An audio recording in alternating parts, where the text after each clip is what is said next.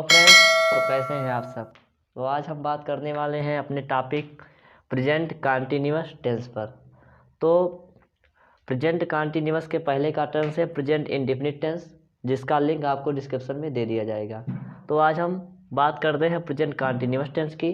तो सबसे पहले हम बताएंगे आप लोगों को कि यदि आप हमारे चैनल पर नए हैं तो चैनल को सब्सक्राइब करें ताकि और बेल आइकन को दबाना ना भूलें ताकि हमारा वीडियो आप तक जरूर पहुँचे। तो चलते हैं अपने टॉपिक पर अब। तो शुरुआत करते हैं प्रेजेंट कंटिन्यूअस टेंस की। ठीक, तो सबसे पहले हम जानेंगे कि प्रेजेंट कंटिन्यूअस की पहचान क्या होती है। ठीक, तो सबसे पहले प्रेजेंट कंटिन्यूअस टेंस की पहचान जो है हम बताएंगे। प्रेजेंट कंटिन्यूअस टेंस की पहचान है जब किसी सेंटेंस के मेन वर्ब के अंत में जब किसी सेंटेंस के मेन वर्ब के अंत में रहा है कामा रहे हैं और कामा रहो हैं। ठीक, आदि शब्द आते हैं तब ऐसे जो सेंटेंस होते हैं वो प्रेजेंट कंटिन्यूअस सेंटेंस के वाक्य कहलाते हैं। ठीक, तो अगर इनकी सबसे पहले बात की हम पहचान के बाद हमारी बात आई हेल्पिंग वर्ब की। तो प्रेजेंट कंटिन्यूअस टेंस की हेल्पिंग वर्ब हमारी है इज, एम और आर। ठीक, तो अब बताएंगे कि इज का प्रयोग कहाँ होता है, एम का प्रयोग कहाँ होता है और आर का प्रयोग कहाँ होता है। तो इज का जो प्रयोग होता है वो हमेशा सिंगुलर नंबर के सब्जेक्ट के साथ होता है। इज का प्रयोग सिंगुलर नंबर के सब्जेक्ट के साथ होता है। एम का प्रयोग जो होता है हमेशा आई के साथ होता है। आई के साथ हमेशा एम का प्रयोग होता है और प्लूरल नंबर के साथ हमेशा आर का प्रयोग होता है। तो एक बार फिर से देखते हैं। इज का प्रयोग हमेशा सिंगुलर नंबर के साथ होता है। एम का प्रयोग हमेशा आई के साथ होता है और आर का प्रयोग हमेशा प्लूरल नंबर के साथ होता है। अब हम बात करते हैं कि affirmative sentence present continuous tense के अफर्मेटिव सेंटेंस को कैसे इंग्लिश में कन्वर्ट करेंगे। तो अफर्मेटिव सेंटेंस का मतलब होता है कि ये ऐसा सिंपल वाक्य, कैसा वाक्य, सिंपल वाक्य, अफर्मेटिव सेंटेंस। ठीक, तो अफर्मेटिव सेंटेंस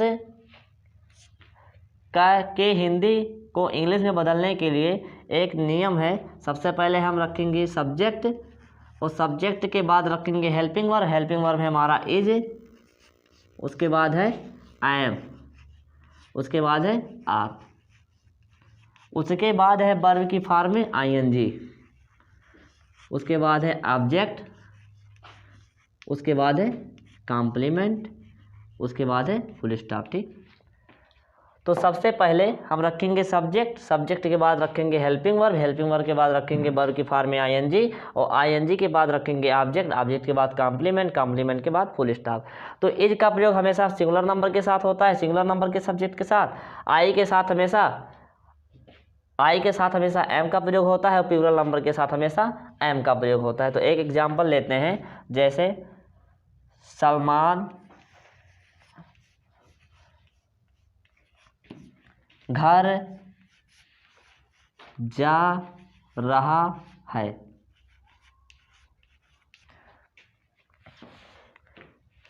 देखिए दोस्तों, यहाँ है सलमान घर जा रहा है। हमारा जब किसी सेंटेंस के मेन वर्ब के अंत में रहा है, रहे हैं आदि शब्द आते हैं तो ऐसे जो सेंटेंस होते हैं वो प्रेजेंट कंटिन्यूअस टेंस के सेंटेंस कहलाते हैं।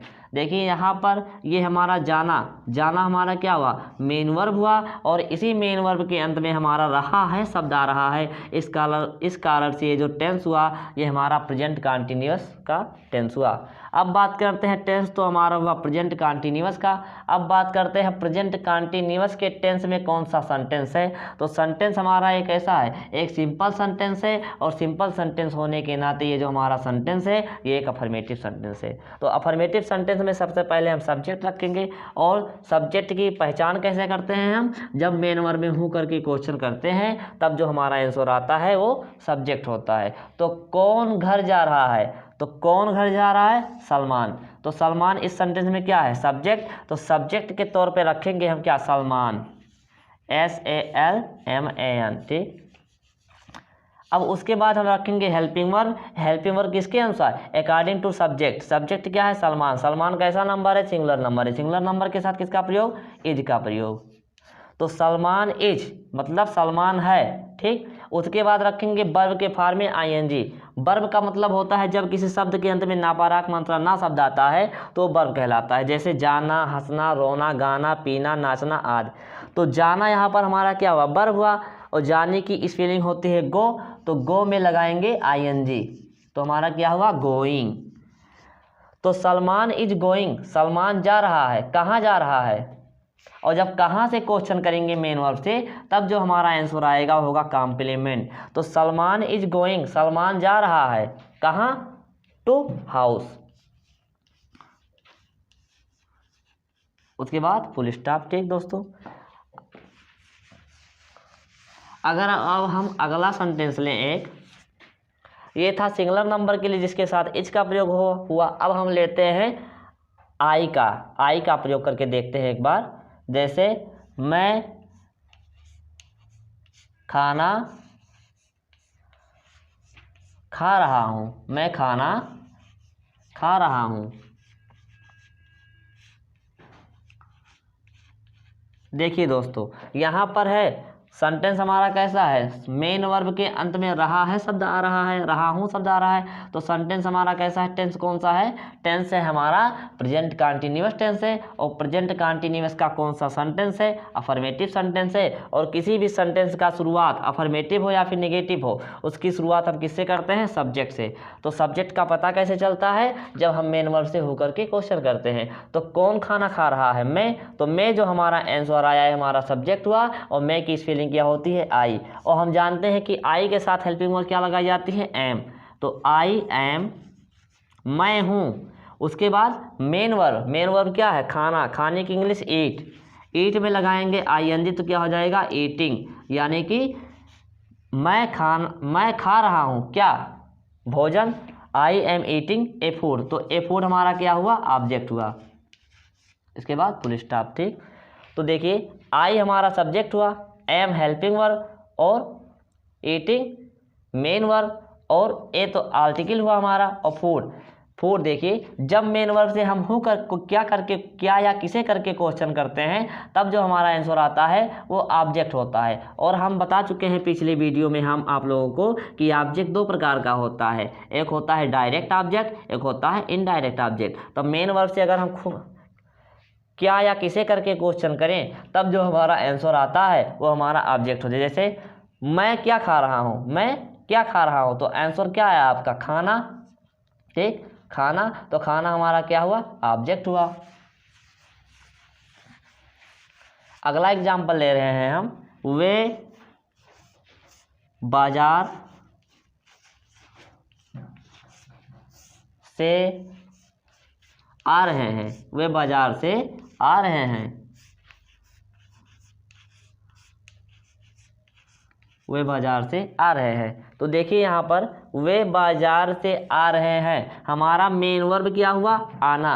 आना हमारा मेन वर्ब हुआ, और मेन वर्ब के बाद में हमारा रहे हैं शब्द आ रहा है। इस कारण से जो टेंस हुआ हमारा वो हुआ प्रेजेंट कंटीन्यूअस टेंस। और प्रेजेंट कंटीन्यूअस का कौन सा सेंटेंस हुआ, अफर्मेटिव सेंटेंस। और अफर्मेटिव और नेगेटिव सेंटेंस का जो इंग्लिश ट्रांसलेट करते थे में हम सबसे पहले सब्जेक्ट रखते हैं, और सब्जेक्ट के बाद हेल्पिंग वर्ब रखते हैं, हेल्पिंग वर्ब के बाद मेन वर्ब रखते हैं, मेन वर्ब के बाद ऑब्जेक्ट रखते हैं, ऑब्जेक्ट के बाद कॉम्प्लीमेंट रखते हैं। तो इस सेंटेंस में सब्जेक्ट क्या है, तो अगर हम कौन करके प्रश्न करें मेन वर्ब से, कौन बाजार से आ रहा है, आ रहे हैं वे की इंग्लिश दे। दे हमारा कैसा number, plural number. Plural number के साथ किसका प्रयोग, आर का प्रयोग। दे आर, वे हैं। उसके बाद मेन वर्ब क्या है, कम, और इसमें लगाएंगे ING। जब किसी वर्ब के अंत में ई होता है, जब किसी वर्ब के अंत में ई होता है तो आईएनजी लगाते समय ई को हम हटा देते हैं, तो हमारा हुआ कमिंग। ठीक, तो दे आर कमिंग, वे आ रहे हैं, कहाँ से आ रहे हैं? फ्रॉम द मार्केट, मतलब बाजार से आ रहे हैं, फ्रॉम द मार्केट। उसके बाद फुल स्टॉप। तो अब दोस्तों अफर्मेटिव सेंटेंस हमारा हुआ। अब हम बात करते हैं निगेटिव सेंटेंस की।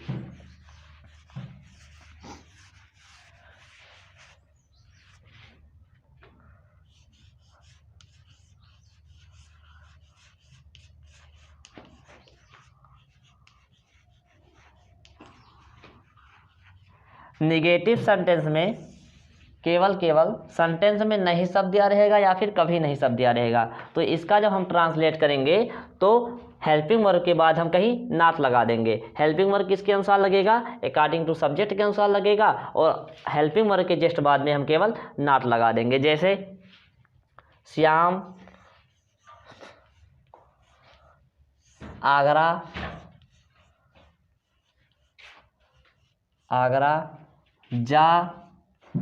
आगरा नहीं जा रहा है, नहीं जा रहा है, नहीं जा रहा है।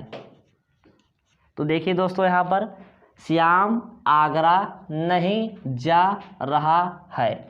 तो हमारा इस सेंटेंस में मेन वर्ब क्या है? हमारा जाना, और जाना के बाद में हमारा रहा है शब्द आ रहा है। तो टेंस हमारा हुआ प्रेजेंट कंटीन्यूअस का, और प्रेजेंट कंटीन्यूअस का कौन सा सेंटेंस है? Negative sentence. निगेटिव सेंटेंस क्यों है? क्योंकि सेंटेंस के बीच में नहीं शब्द दिया है। ठीक, और जब नहीं शब्द दिया है तो सेंटेंस हमारा हुआ निगेटिव सेंटेंस। और निगेटिव और अफर्मेटिव सेंटेंस का जो हम शुरुआत होते हैं सबसे पहले सब्जेक्ट से करते हैं। सब्जेक्ट हमारा क्या हुआ? श्याम। सब्जेक्ट हमारा हुआ श्याम। श्याम के बाद हम रखेंगे हेल्पिंग वर्ब। हेल्पिंग वर्ब क्या है हमारा? किसके अनुसार रखेंगे? According to subject. सब्जेक्ट कैसा नंबर है? Singular number. सिंगुलर नंबर के साथ इज का प्रयोग होता है। इज के बाद क्या रखेंगे हम? नॉट रखेंगे। उसके बाद वर्ब के फॉर्म में आईएनजी।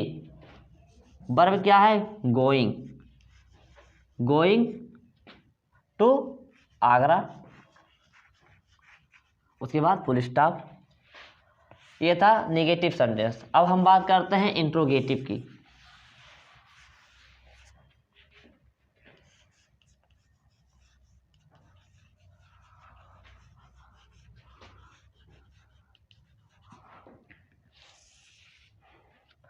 तो हम पिछले वीडियो में आप लोगों को बता चुके हैं कि इंट्रोगेटिव की दो कैटेगरी होती है।